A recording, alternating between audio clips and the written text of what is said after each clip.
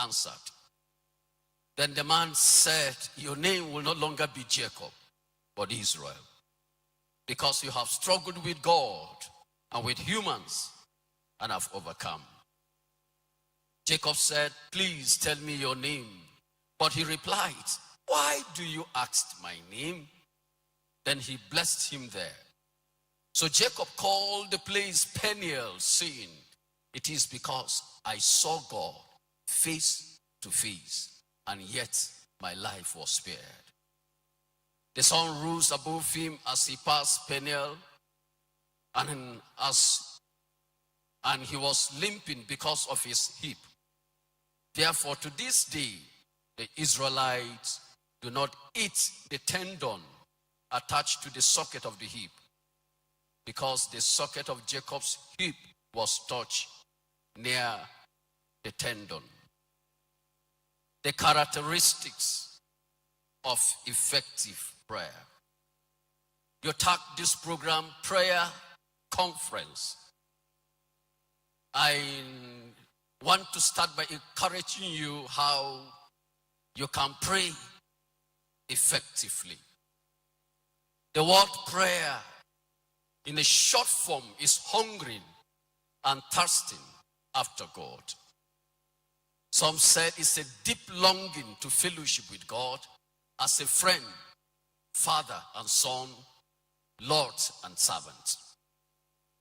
And you can pray in every language because God understands your language. It is not the method that matters when it comes to prayer, but it is the heart that you pour before God and the connection that you have with God. Let me give you some tips about prayer even as we proceed before we zoom into the text that we have taken our reading from. Somebody said, if prayer is anything, prayer is everything. And somebody said, prayer is bigger, larger, higher than any mountain you can think. And somebody said, when we walk, we walk. But when we pray, God walks. J. Gordon says, the failure of a church is the failure of prayer. The failure of individual Christian is the failure of prayer. The family that pray together is a popular word that will always say, live together. Listen, friends. If Satan is not in existence, prayer will never be difficult. And I agree with these quotes that when it is hardest to pray, you pray the hardest. Prayer is what makes the difference in our Christian experiences, whether as individuals, families, churches, because everything depends on prayer. Our plight today is that we do not get into the business of free prayer.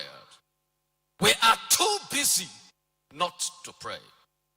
But listen, Jesus Christ spent more time praying than preaching and teaching. No wonder.